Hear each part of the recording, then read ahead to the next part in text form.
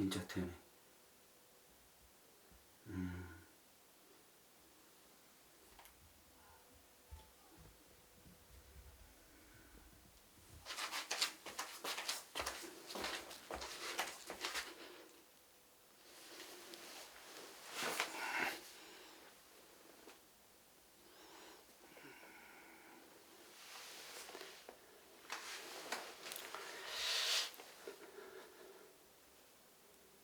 할렐루야.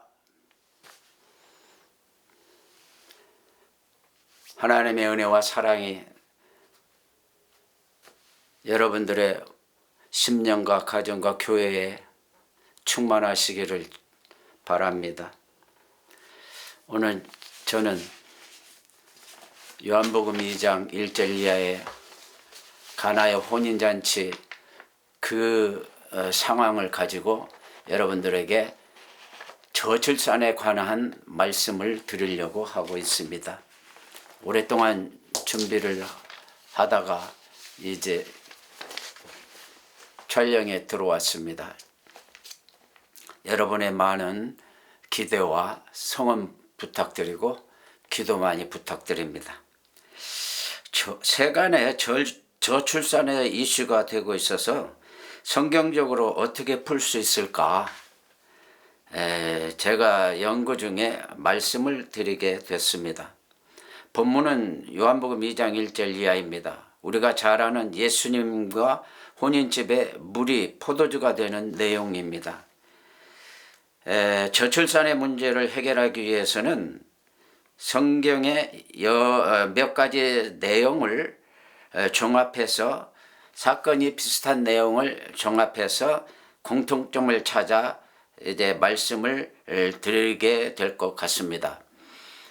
먼저 요한복음 2장 내용과 이스라엘 민족이 노예에서 해방되어 새롭게 태어나는 유월절 내용과 출애굽기 12장에 있습니다. 유월절 내용과 예수 그리스도의 십자가 사건과 깊은 연관성이 있을 것 같아서 비슷한 내용에 있어서 성경을 알아봤습니다. 저출산 문제를 다루면서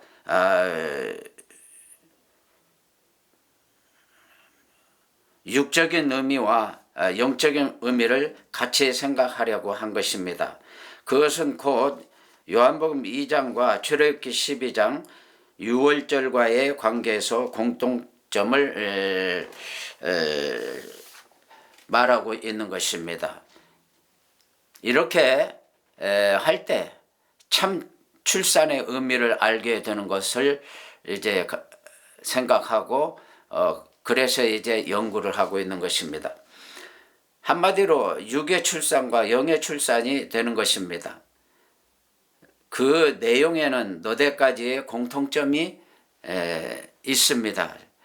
첫째는 공통점이 뭐냐? 축제일을 정하여 큰 행사를 치른다는 것입니다. 개인적인 축제도 있고 국가적인 축제도 있는데 개인적인 축제는 성경에 보면은 혼인집 잔치와 그 다음에 양털을 깎는 그런 축제가 있는 것입니다. 그리고 국가적인 축제는 뭐 왕의 대관식, 그 다음에 전쟁에 승리했을 때, 그 다음에 오늘 말씀 같이 드리려고 하는 유월절 내용과 그럴 때에 국가적인 축제로서 행사를 진행하고 있는 것을 알 수 있습니다. 성전 건축 또한 있습니다. 이와 같이 이 두 내용은 거대한 축제적 의미를 두는 것을 봅니다. 유월절 축제 때 쓰이는 물질이 열왕기 하 22장에 보면 그때 유다 왕의 요시야 왕의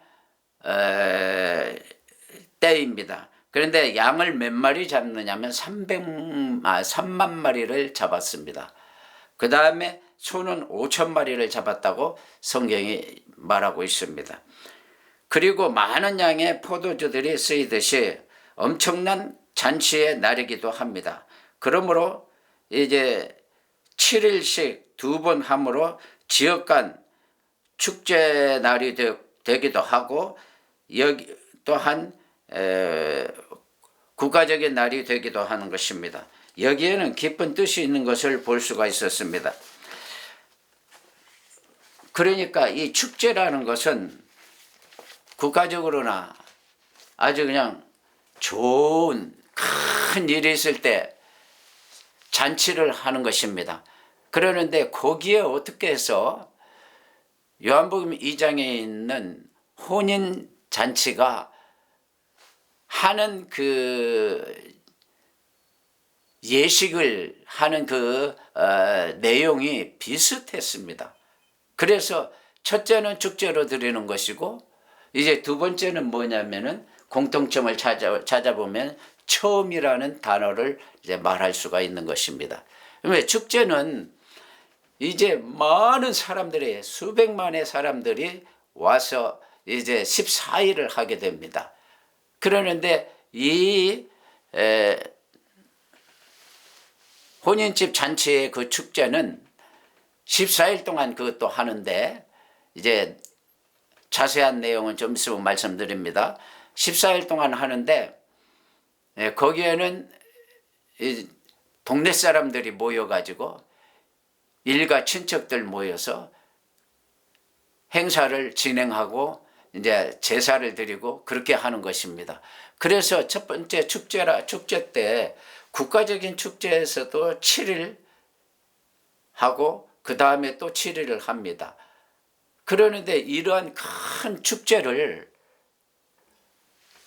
어떻게 이렇게 국가적인 축제나 개인적인 축제를 비슷하게 하는지 제가 좀 의아해했습니다. 그래서 이제 말씀드리는 것은 일단 이 혼인집 잔치라는 것도 국가적인 축제에 준하는 그러한 비슷한 내용을 가지고 있다는 것입니다. 그래서 이 축제에 관해서 이제 여러 가지 이제 제가 생각해 놓은 게 있는데 좀 있으면 이제 자세하게 말씀을 드리겠습니다. 그 다음에 이제 두 번째로는 처음이라는 그 내용이 요한복음 2장의 내용과 출애굽기 12장 내용과 비슷하게 이렇게 진행되고 있는 것을 볼 수가 있습니다. 무슨 말이냐 하면은 혼인을 하게 되면은 처음에 남자가 여자의 집으로 찾아옵니다. 와서 7일 동안 거기서 잔치를 하게 됩니다. 그래서 와, 우리나라는 보통 하루면은 이제 끝나고 그러는데 무슨 혼인식을 7일씩이나 하나 해가지고 더 좀 깊이 생각을 해봤습니다. 그랬더니 다음에 이제 신랑 집에서 신부 집으로 가게 됩니다. 신부 집에서도 7일 동안 또 혼인식을 거행하고 거기서 축제를 벌이고 잔치를 벌리는 그러한 내용이 되어 있습니다. 그래서 그러한 내용을 볼 때 어떻게 국가적인 축제야 7일씩 이제 6월절에는 처음 1월달 7일에서부터 준비해서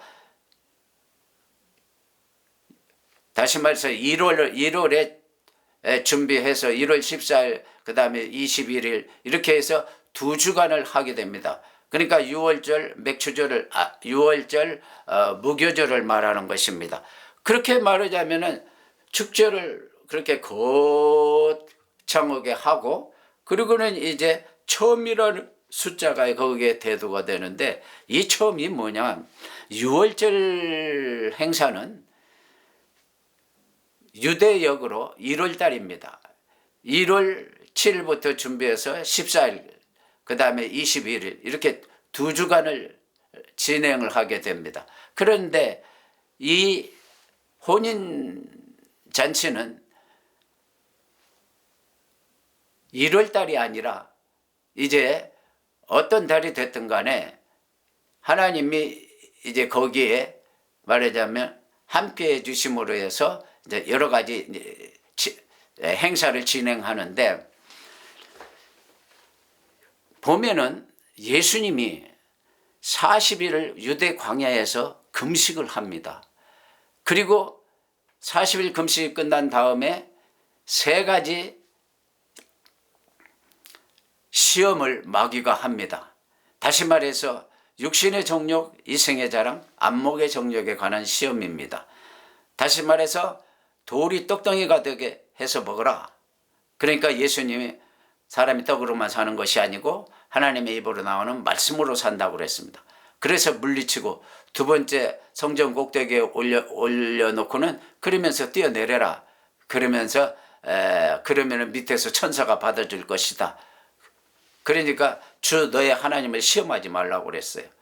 그래서 물리치고 그 다음에 천하 만국을 보여주면서 마귀 저한테 절을 하게 되면은 그러면은 이 모든 천하 만국을 다 주겠다고 그렇게 마귀가 유혹을 합니다. 그러니까 예수님이 거기서 이제 또 주 너의 하나님만 섬기고 그리고 이제 하나님께만 절하고 하나님께만 예배를 드리는 것이다. 그러면서 이제 또 물리쳤어요. 그래 놓고 이제 40일 금식 끝나고 시험 끝나고 이제 나니까 천사들이 와서 수종을 들더라. 그리고는 이제 예수님은 어떻게 떠나느냐. 유대 광야가 어딘지는 확실히 지금 나타나 있질 않습니다. 그러는데 이제 헤브론 근방이 아닐까. 헤브론에 좀 가까운데, 그러면 헤브론에서 예수님이 3일 길을 걸어가지고 가나까지 도착을 합니다. 그러면은 헤브론에서 베델, 그 다음에 세겜, 그 다음에 이제 솔로몬과 술람미가 같이 만났던 데가 디르사입니다. 그 디르사를 지나서 이제 나사렛으로 가가지고 나사렛에서 이제 갈릴리 가나로 가게 됩니다. 그래서 3일 만에 도착을 해가지고 거기서 물이 포도주가 되는 기적을 베풀게 됩니다. 그러니까 예수님께서 40일 금식을 마치고 제일 먼저 처음 간 곳이 기적을 베푼 곳이 가나 혼인잔치에 가서 물이 포도주가 되게 그렇게 기적을 베풀었던 것입니다. 그래서 여기에서 처음이라는 것이 대두가 됩니다. 얼마나 이 혼인식, 결혼하는 것이 얼마나 귀중한가를 여기서 알 수가 있는 거예요. 6월절도 1월 달에 드리고 혼인식도 예수님이 40일 금식을 마치고 그리고는 제일 먼저 간 곳이 혼인식장이었다 이 말입니다. 그렇기 때문에 이 혼인이라는 것이 얼마나 귀중한 것인가를 이제 성경이 말해주고 있는 것입니다. 보세요. 가인과 아벨이 제사를 드렸는데 아벨은 첫 것을 드렸다. 그러니까 하나님은 출애굽기 13장에 보면은 초태생은 사람이나 짐승이나 초태생은 하나님의 것이라고 그랬습니다. 그래서 이 아벨이 드린 이 제사는 첫 것으로 드렸습니다. 첫 것으로. 그랬더니 히브리서의 11장인가 보면은 거기에 이제 아벨의 제사는 받았고 가인의 제사는 받지 않았다고 그랬습니다. 그렇기 때문에 첫 것을 하나님은 귀중하게 생각을 합니다. 첫 것을. 그리고 이제 그 가인과 아벨 그 사건 말고 또 예수님 출애굽기 12장의 6월절도 그렇고 또 예수님이 광야 40일에서 제일 먼저 도착한 곳이 가나 혼인잔치였고 그 다음에 이제 오늘 굉장히 중요한 말씀을 제가 드리려고 하는 것입니다. 뭐냐면은 아브라함이 복의 근원입니다. 그런데 복의 근원인데 그 아브라함이 어떻게 해서 하나님께 너는 복의 근원이 될지라 축복의 통로가 될 거라 그렇게 이제 말씀을 들었느냐 이 말입니다. 제가 이걸 많이 연구를 하고 기도를 했습니다. 그랬더니 창세기 5장 이하에 보면은 이런 말씀이 있습니다. 무슨 말이냐면은 아담에서 노아까지의 그 족보를 보면은 거기에 나옵니다. 그런데 그 아담에서 노아까지 족보가 어떻게 되느냐 하면은 모든 그 족보의 첫 번째 장남을 말하는 겁니다. 첫 번째 그 자식을 통해서 그 다음에도 장남, 그 다음에도 첫 번째, 그 다음에 첫 번째 해가지고 10대를 지나옵니다. 그래서 노아까지 오게 되는 것입니다. 그러면 첫 번째 이제 장남을 통해서만 그 족보가 이어지는 것이에요. 그 다음에 이 노아가 세 아들을 낳게 되는데 셈, 함, 야벳입니다. 그러면 셈은 장자입니다. 근데 그 셈의 자식 중에 아르박샷이라는 자식이 있었습니다. 그 아들을 통해서 아브라함까지가 이제 또 10대가 됩니다. 아까도 10대, 아담에서 노아까지가 10대, 노아에서 아브라함까지가 10대. 그래서 20대를 전부 말하자면은 장남을 위주로 해서 이 족보가 이어지는 것입니다. 그리고는 나서 아브라함이 이제 그 아버지 데라를 통해서 아브라함이 장남으로 또 태어납니다. 그 다음에 두 번째 아들이 나홀입니다. 세 번째가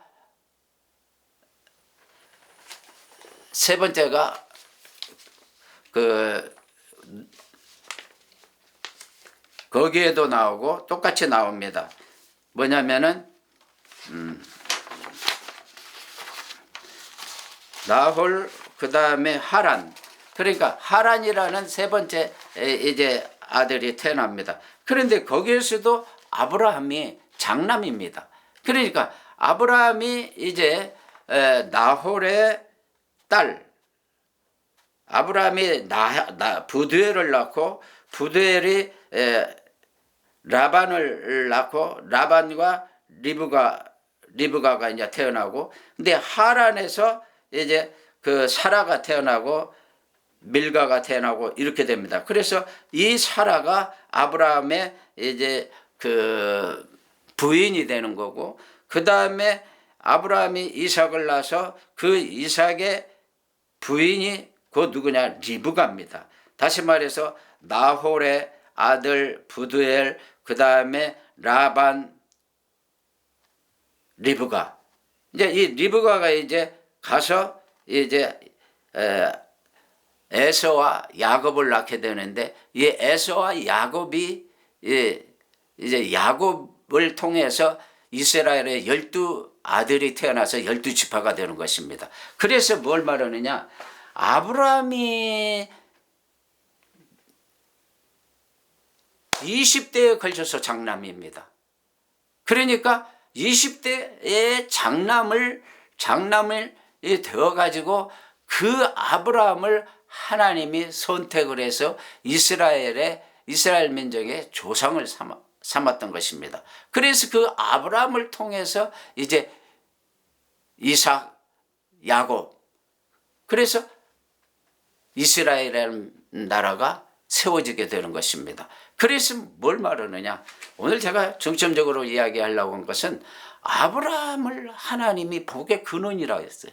어떤 사람은 어떻게 사람이 복의 근원이 되느냐 이제 이렇게 말하는 사람도 있는데 하나님이 아브라함을 지정을 해가지고 이스라엘의 조상을 삼고 복의 근원을 삼았던 것입니다. 그런 것과 마찬가지로 장자만 20대에 그 가보를 이어가지고 20대가 되다 보니까 하나님께서 그 아브라함을 이제 귀하게 선택을 해서 쓴 것입니다. 그러므로 제가 여기서 생각해 볼 때 신앙도 똑같은 겁니다. 예. 신앙도 정통성이 있어야지 된다고 생각합니다. 아담에서부터 아브라함까지가 20대에 걸쳐서 아브라함이 태어나는데, 그러는데 노아까지가 아브라함이 BC 2166년에 태어납니다. 그러면 그때가 아담에서부터 아브라함까지 2000년이라고 그렇게 생각을 하는 겁니다. 그리고 아브라함에서 예수님까지가 2000년입니다. 그리고 예수님이 이제 오신 후로 지금 2000년이 지났습니다. 그러니까 하나님은 처음을 중요시한다 이 말이에요. 처음을. 그래서 그 사람을 통해서 이스라엘의 조상을 만들고 복의 근원을 만들고, 그래서 우리가 신앙생활 할 때 첫 것을 중요시해야 됩니다. 첫 것을. 그래서 복의 근원을 삼는 겁니다. 나를 통해서 하나님이, 내가 신앙의 정통성을 가지고 있으면, 그러면 하나님이 나를 통해서 가정을, 교회를, 사회를, 아니면 국가를 이렇게 잘 말해 신앙생활을 잘하고 정통성을 가지고 신앙생활을 잘하면 하나님은 그렇게 쓰신다, 그런 뜻입니다. 그러므로 여러분들의 신앙생활을 할 때 정말 복의 근원이 되려면 교회에서도 근원이 되고, 말하자면 가정에서도 사회에서도 좋은 사람으로서 복의 근원이 되려면, 그걸 나를 통해서 많은 사람이 복을 누릴 수 있는 그런 계기를 만들어 주려면은, 그러면은 우리가 신앙의 정통성을 가져야 되는 것입니다. 신앙의 정통성을. 그 다음에 이제 세 번째가 뭐냐면은, 첫 번에는 축제일이 같다고 그랬어요. 두 번째는 처음이라는 그 단어를 통해서 유월절도 그렇고 가나 혼인잔치도 그렇고, 그래서 처음 말하자면은 그 처음을 중요시하는 그 하나님이 이제 그 축제적으로 이렇게 모든 일을 행하게끔 했다 이 말이에요. 그 다음에 이제 세 번째는 날짜입니다. 날짜가 뭐냐? 제가 서두에 말씀을 드렸습니다. 혼인식을 신랑 집에서 신부 집에서 신랑 집에서 먼저 7일을 하고, 그 다음에 또 신부 집에 가가지고 또 7일을 합니다. 근데 이상하게도 유월절도 똑같다 이 말이에요. 유월절 7일, 무교절 7일. 그러니까 뭘 말하냐? 7일씩 한다는 것은 완벽한 숫자이기 때문에 하나님은 완벽하게 모든 일을 추진해 나간다, 그런 뜻이 되는 것입니다. 그러면 완벽이 뭐냐? 제가 어떤 목사님의 그 설교도 들어보니까 7은 3과 4로 나눠서 3은 성부, 성자, 성령, 그래서 완벽한 숫자라고 말을 합니다. 그 다음에 4는 세상 숫자인데 동서남북이라고 말을 하는 걸 제가 들었습니다. 그러니까 동서남북이라는 것은 그 세상을 의미하는 거고 사람을 의미하는 겁니다. 그러니까 사람과 하나님, 하나님과 사람이 완벽한 하나가 되는 것을 7자라는 숫자라고 그렇게 말할 수가 있다는 것입니다. 그러니까 우리가 신앙생활할 때 사람이 어떻게 완벽할 수 있느냐? 완벽할 수 있어요. 저는 성령 받고 나니까 그때는 완벽하다 할 정도로 신앙생활을 잘 하게 되더라고요. 근데 영혼 간에 이제 완벽한 그러한 신앙생활을 하는 것은 사실상은 어려운 거지요. 그러는데 우리가, 하나님은 우리에게 완벽한 것을 말씀을 하는 거예요. 그런데 완벽이라는 것은 조금 이따 제가 말씀을 드려요. 그게 이제 사랑인데, 이제 여러분들이 이 완벽한 신앙생활을 한다 이렇게 생각을 하고 해야 되는 거예요. 그러니까 이거 뭐 사람이니까 그럴 수도 있지, 이게 통하지 않더라고. 제가 나이가 상당히 먹었고 이제 80이 다 됐습니다. 그런데 항상 하나님은 나보고 완벽해야 된다, 완벽하게 모든 일을 해내야 된다, 이렇게 이제 말씀하시는 것을 많이 이제 제가 체험을 했습니다. 자, 보세요. 마태복음 15장 5절에서 6절에 보면 고르반 서약이라는 그러한 말씀이 있습니다. 그게 뭐냐면은 그 성경 거기에서 내가 하나님께 드림이 되었으면은 부모에게 효도하지 않아도 된다는 그런 뜻이에요. 그러니까 하나님 앞에 내가 잘하면 그만이지, 내가 부모라고 그래도 사람 앞에 뭐 잘할 필요가 없다, 그런 뜻이 되는 거예요. 근데 그렇지도 않아요. 하나님께 잘하면은 사람에게도 잘해야 돼요.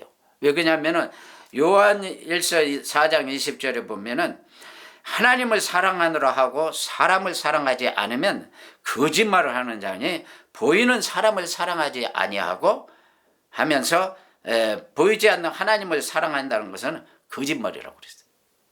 그러니까 사람도 사랑해야 돼요. 예. 그래서 우리가 신앙생활 할 때 완벽을 추구해야 된다고 그렇게 제가 말씀드릴 수가 있어요. 그러므로 이제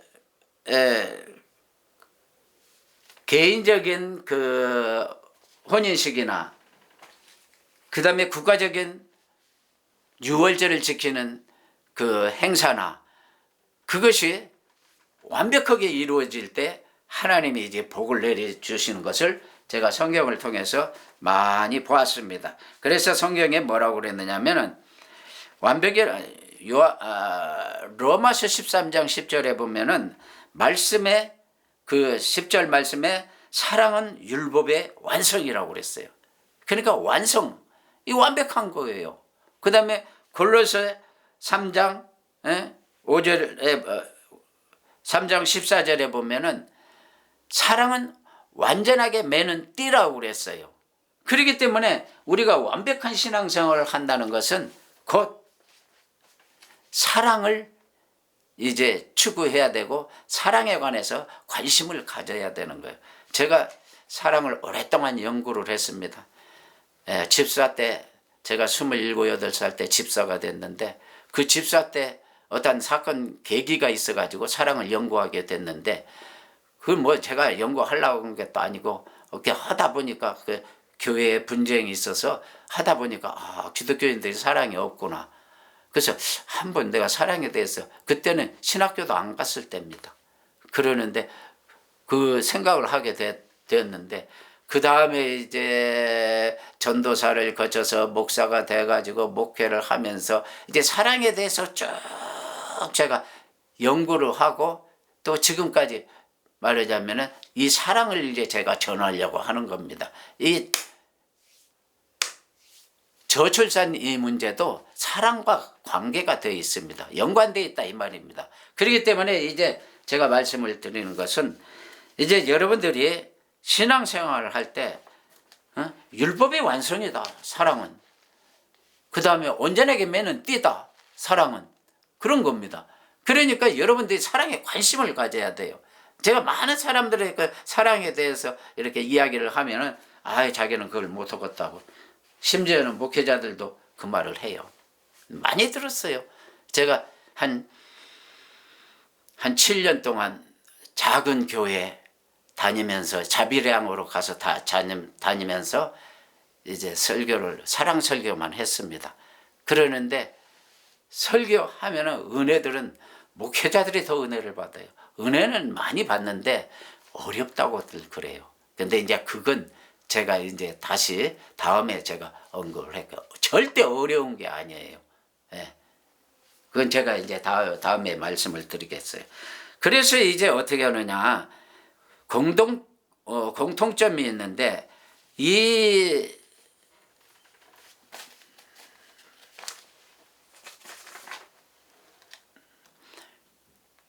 세 번째 공통점은 제가 뭐라고 그랬어요? 응? 7일 그걸 말씀을 드려서 완벽해야 된다. 그래서 이제 그것을 뒷받침하는 말씀이 뭐냐면은 네 번째 공통점이 뭐냐면은 혼인식 때 물이 포도주가 됐단 말이에요. 그러니까 물이 포도주 된 것은 곧 붉은색을 띠었다 이 말이죠. 그 다음에 이제 유월절 양의 피를 볼 때도 또 십자가의 피도 다 그것을 연상하게 되는 것입니다. 그러니까 어쩌면은 그 저출산의 이 문제가 예수님의 십자가의 문제도 있고 유월절에 유월절 지키는 문제도 있고 그 다음에 이 결혼을 해야 된다는 그 당위성에 대해서 말씀도 하고 있는 것을 볼 수 있습니다. 성경에 보면은 양의 가죽 옷을 아담과 하와에게 입혔습니다. 그러니까 그게 다 양의 피를 이제 내는 것이고, 그 다음에 성경에 노뱀을 쳐다본다든가 아니면 레위기의 그 제사라든가 그 다음에 이사야서 53장 아니면 또 열왕기 상하 역대 상하에 보면은 유월절 지키라는 거, 그다음 이런 것이 다 이제 예수님의 십자가와 연관이 돼서 관통이 되는 겁니다. 그렇기 때문에 우리가 신앙생활을 할 때 이 십자가 빼고는 말이 안 되는 거죠. 그래서 우리가 말하자면은 가나 혼인잔치에서 그 뭐 하느라고 14일씩이나 뭐 할 일이 있을 것 같아요. 우리나라 하루면 그냥 다 끝난다 이 말이에요. 그러는데 어떻게 그런 말하자면은 그렇게 하라고 하는가. 그것을 제가 가만히 기도하면서 생각해 봤어요. 그랬더니 그때에 각 혼인잔치도 그렇고 유월절도 그렇고 예수님의 십자가도 그렇고 다 붉은색을 띈다는 것은 다시 말해서 그것이 곧 예수님의 십자가를 의미하는 겁니다. 그래서 십자가를 의미하기 때문에 우리가 이제 거기에서 십자가의 사랑에 대해서 깨달으라는 그런 뜻이 되는 거예요. 그러니까 십자가의 사랑에 대해서 알지를 못하면은 뭐 자기가 결혼을 하든 안 하든 상관이 없어요. 유월절을 지키든 말든 상관이 없어요. 그러니까 십자가의 연관이라는 것은 다시 말해서 사랑을 해야 된다는 거예요. 그러면 14일 동안이나 뭘 하는 거예요? 양을 3만 마리 잡고 그 다음에 요시야 왕 때 소를 5천 마리를 잡아요. 그러면 제가 언뜻 계산을 해봤어요. 몇백만 명이 먹을 수 있어요. 그러면 그때 뭘 하느냐. 사람들이 모이면은 옛날에 감정적으로도 별로 좋지 않았던 그런 사람들도 같이 만나게 되는 거예요. 그럼 그때 만나가지고 서로가 푸는 거예요. 하나님 앞에서 지금 잔치를 하니까 먹는 것 많이 먹죠. 그 다음에 제사드리죠. 그러는 가운데서 자연히 마음이 풀리게 돼요. 우리나라 사람들 뭐 대부분 말하잖아요. 먹으면 풀린다고. 사실 그래요. 그러니까 그때 먹으면서 푸는 거예요. 그게 말하자면은 십자가의 사랑이에요.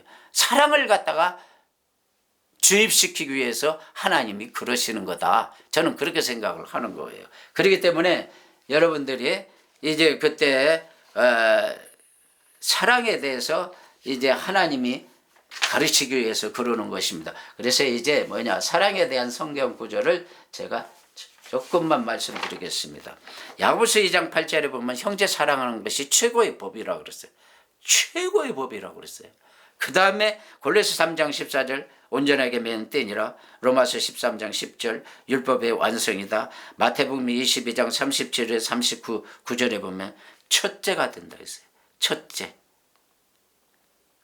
첫째가 하나님을 사랑하는 거고 그와 같으니 이웃을 네 몸과 같이 사랑하는 거라 했어요.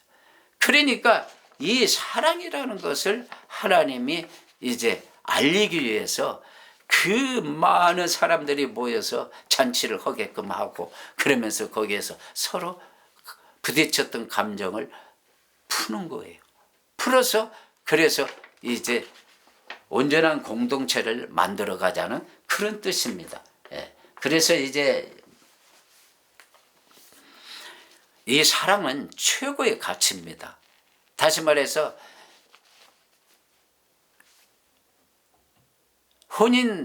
혼인을 한다는 것은 이게 최고의 가치가 되는 것입니다. 왜냐? 마가복음 8장 36절 말씀을 보면은 사람이 만일 온 천하를 얻고도 제 목숨을 잃으면 무엇이 유익하리요? 다시 말해서 사람의 목숨, 생명은 온 천하보다도 귀하다, 그런 뜻입니다. 우주의 신비보다도 더욱 신비로운 것이고, 아이를 잉태하는 것은 한 우주를 가지고 품는 것과 같다는 그러한 귀한 것이 된다고 보는 겁니다. 창세기 1장 1절에서부터 31절까지 보면 천지창조의 말씀이 있습니다. 그러면 계속 천지창조의 말씀이 있는데 하나님이 보시기에 좋았더라, 보시기 좋았더라, 보시기 좋았더라 계속 그러십니다. 근데 마지막에 사람을 창조했을 때는 뭐라고 말씀을 하느냐면 심히 좋았더라고 했어요. 심히. 사람의 생명이 그 가치와 그 생명을 중요성을 말하자면 심히 좋았다라고 그랬어요. 그렇기 때문에 아이를 출산한다는 것은 그게 신비롭고 최고의 가치가 되고 최고의 찬사가 되는 것입니다. 창세기 1장 28절에 보면은 거기에 뭘 말하느냐? 생육과 번성을 하나님의 명령이므로 최고의 가치가 있다는 것을 말하고 있어요. 하나님 보실 때 심히 좋았더라 할 정도면 그 가치가 너무 큰 것을 알 수가 있는 것입니다. 출산은 우주보다도 큰 것이요, 우주보다도 신비한 것입니다.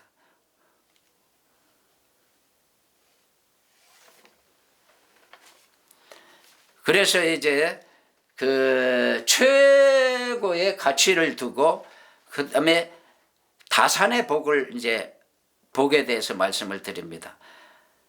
창세기 24장 60절에 보면은 리브가에게 축복하여 가로되 우리 누이여 너는 천만인의 어미가 될지어다 내 씨로 그 원수의 성물을 얻게 할지어다 라는 그런 말씀입니다. 10,000,000명의 사람을 얻을 것이다. 그러면 그 리브가가 누구의 딸이냐면 아까 말 부두엘입니다. 아브라함, 나홀, 하란 형제간입니다. 근데 아브라함 두 번째가 나홀인데 나홀의 아들이 부두엘입니다. 그 부두엘의 딸이 곧 리브가입니다. 그 리브가가 이삭의 부인이 되러 갔습니다. 그래가지고 그 리브가가 에서와 야곱을 낳는데 에서는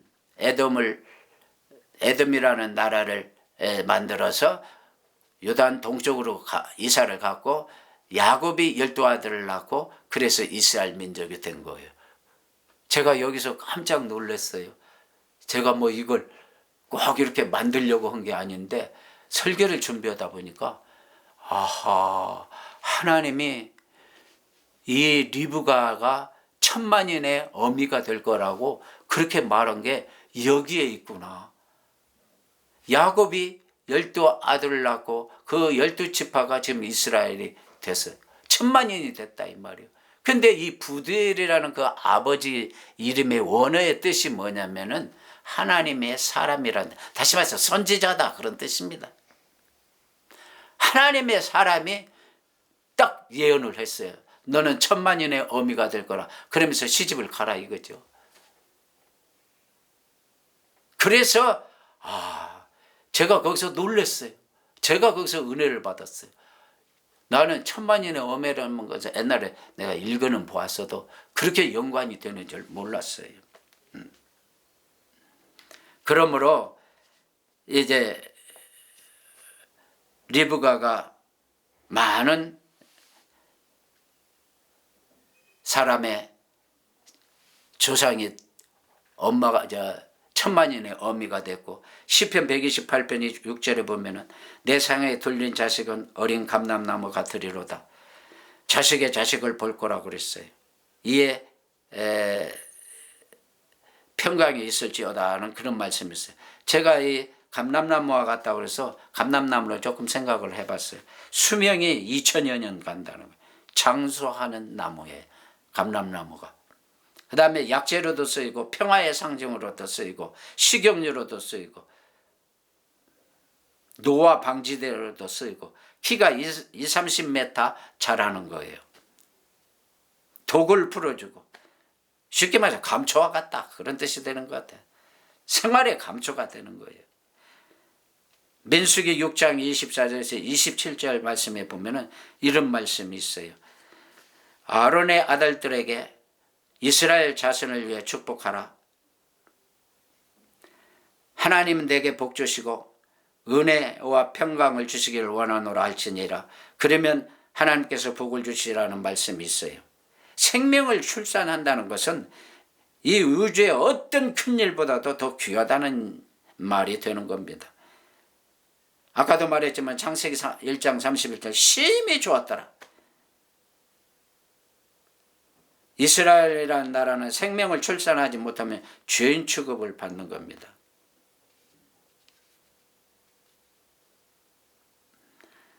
그래서 이제 자손의 복을 받는데 이제 물질의 복을 제가 조금 언급을 하겠습니다. 열왕기하 23장 24절 이하에 보면은 하나님이 전무후무의 축복을 줍니다. 이스라엘의 왕들이 남북이 분열됐을 때 이쪽 유다는 르호보암이고 저쪽 북쪽은 여로보암이 왕이 됐는데 그 여로보암은 에브라임 지파고 르호보암은 유다 지파입니다. 그런데 그 유다 지파고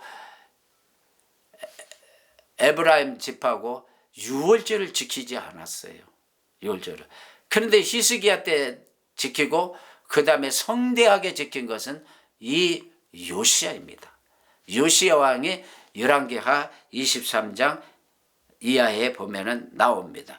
역대하 35장에도 나오고 그렇습니다. 그러는데 하나님이 열왕기하 23장 25절에 전무후무의 축복을 그 나라에 베풀어 줬어요. 그러니까 나라를 강대하게 만들어 줬어요. 그러니까 뭘 말하냐? 물질적인 축복도 엄청나게 준 거예요. 이스라엘의 왕이 선한 왕이 4명 있습니다. 다시 말해서 아사, 여호사밧, 그 다음에 히스기야, 요시야입니다. 4명. 4명이 있는데 그 중에 그래도 요시야가 유월절을 가장 성대하게 지켰어요. 그래서 이 축복을 온 국민들에게 이제 축복을 내려줘요. 그래서 이 요시야 때에 나라가 엄청 부흥이 됐어요. 부강한 나라가 됐어요. 그러다가 이제 한 50년 지났나? 그리고 이제 바벨론의 포로로 끌려가게 되고 그렇게 됩니다. 그런데 뭐냐? 물질적인 축복도 한번 큰 말하자면 역사가 일어나는 거예요. 그래서 제가 유월절을 정말 몸이 아픈 사람이 있어요. 그러면 제가 그래요. 번제를 한번 드려보라고 그래요. 번제라는 것은 소나 양을 들여가지고 다 태우는 거거든요. 내장을 긁어내고 그 다음에 가죽을 벗겨요. 그리고 살은 다 태워요. 번제를 한번 드려보라고 그래요. 그러면은 성경에 보면 시편 41편에도 보면 나옵니다. 빈약한 자를 권고하면은 너에게 어떠한 그 나쁜 시험이 오질 않고 그 빈약한 자를 권고함으로 인해서 네가 약했을 때에 하나님이 네 병을 고쳐준다는 그런 말씀입니다. 성경에 병 고쳐주는 말이 한 두세 군데 더 있습니다. 안수만 받고 해서 꼭 병 고쳐지는 게 아닙니다. 안수를 많이 받았는데도 병이 안 고쳐져요. 그러면은 정의를 행해야 됩니다. 이제 제가 정의에 대해서는 수십 번 제가 설교를 할 거예요. 정의에 대해서. 그러니까는 그 정의로운 신앙생활을 한번 그걸 나타내 보여주라. 그게 바르자면은 번제를 드리는 겁니다. 아니면은 그 번제가 약자를 가서 돕는 겁니다. 약자를 돕는 것도 번제입니다. 그렇기 때문에 병이 나가지고 정말 고쳐지질 않아. 그러면 번제를 한번 드려보라고 그래요. 아니면 불쌍한 사람들 가서 구제를 해보라고 그래요. 그러면요, 그냥 그날 저녁 꿈에서라도 예수님 나타나서 병을 고쳐버려요. 네. 그러니까는 정의로운 말하자면 신앙생활을 말하는 건데, 그러니까 요시야가 그래서 복을 받은 거예요. 나라가 온 부강한 나라가 됐어요. 그러니까 물질적으로도 좋은 역사가 나타난다, 그런 뜻입니다. 그 다음에 이제 자손의 복을 받는데, 이 유월절을 잘 지킬 때 왕은 요시야였습니다. 그런데 서기관이 사반이었어요. 사반이라는 서기관이 있는데 그 사반의 자손이, 그때 예레미야 선지자가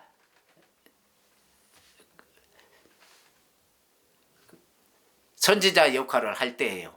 그러니까 예레미야가 말하자면 많은 핍박을 받고 옥에도 갇히고 구덩이에도 빠치고 그랬어요. 근데 그 사반의 자손 아이감, 그다랴, 그마리아, 르체나서 이제 그 사람들이 예레미야 36, 38, 40, 41 이렇게 쭉 보면은 예레미야를 도와주고 그 다음에 감옥에서 꺼내주고 구덩이에서 건져주고 한 사람들이 사반의 자손들입니다.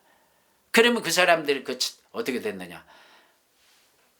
BC 586년에 유다가 멸망을 하는데 그 멸망할 때 국내에서 총독은 바벨론 사람들이 그렇게 세웁니다. 총독은 사반의 아들 중에 하나를 총독을 세웠고, 이제 나가가지고 한 50년 후에 그 바벨론에서 스룹바벨이 총독이 되어가지고 이스라엘로 와서 이제 스룹바벨 성전을 건축하게 되는 것입니다. 그런데 그게 뭐냐? 요시야 때에 하나님이 축복을 해줘서 물질적인 축복도 많이 해줬지만 전무후무의 축복을 해줬다고 그랬어요. 그 다음에 자손의 복도 줘서 사반의 아들들이 총리가 되고 총독이 되고, 그 다음에 요시야의 3대 지나선가 거기에서 이제 스룹바벨이 외국에서 이스라엘의 총독이 돼서 귀국을 하게 되는 겁니다. 그러니까 자손들이 다 잘 된다 이 말이에요. 그러니까 여러분들이 신앙생활을 뭔가 완벽하게 하려고 애를 써보세요. 그러면은 거기에서 큰 능력과 기적이 나타나는 것입니다. 마지막으로 이제 이 상급에 관한 말씀이 있습니다. 여러 가지 상이 있어요. 온전한 상, 그 다음에 큰 상도 있고 선지자의 상도 있고 유업의 상도 있고 의인의 상도 있고 그럽니다. 그런데 이제 원수를 또 사랑하면 큰 상을 받습니다. 그래서 이제 여기서 말씀드릴 수 있는 것은 갇힌 자를 동정하라. 히브리서 10장 35절. 그러면 큰 상을 얻을 것이라고 그랬어요. 아브라함이 창세기 15장에 보면은 제사를 드리게 됩니다. 제사를. 그런데 그 제사 드릴 때에 한 제사만은 그냥 쪼개질 않았어요. 근데 다른 소나 양이나 염소나 이건 다 쪼갰어요. 근데 쪼갠 그 제사를 잘 드림으로 인해서 이스라엘이라는 나라가 이제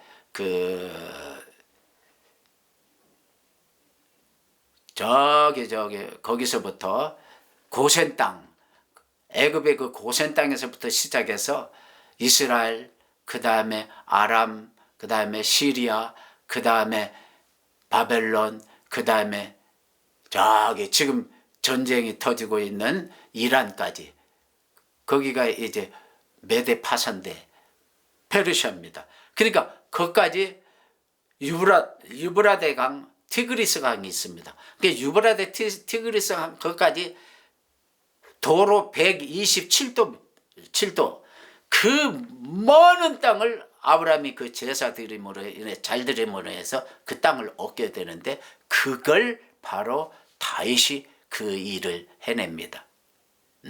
그러니까 큰 상을 받는 거예요. 아까도 제가 말씀드리려고 했는데, 이 리브가가 너는 천만인의 어미가 될 것이다. 그러면서 그 다음 말이 얼마나 중요한지 몰라요. 그게 뭐냐면 성문을 얻을 거라고 그랬어요. 성문을 얻을 거. 그러면은 이스라엘이라는 나라가 성을 다 이렇게 성을 만들어 놓고 자기들을 보호하고 있어요. 근데 그 성문을 얻는다는 것은 다시 말해서 한 성을 얻게 되는 겁니다. 그래서 이제 시간이 너무 많이 가서 제가 이제 간단하게 말씀드리겠어요. 성을 얻게 되면은 그때 미디안과 이스라엘과 전쟁이 붙었을 때 민수기 32장에 보면은 31장인가 32장에 보면은 그때 전쟁에서 이스라엘이 이깁니다. 그때의 그 물질이라는 것이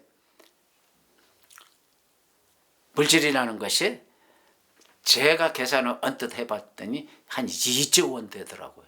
양만 10만 마리예요. 10만 마리 탈취했어요. 전쟁에서 이기니까. 그러니까 성문을 얻는다는 것은 미디안과 싸워서 이겼다 이 말이에요. 그래서 미디안의 성문을 얻었다 이거예요. 나라를 빼앗아 버렸어요. 그렇게 말하자면 큰 축복과 상급을 받는 거예요.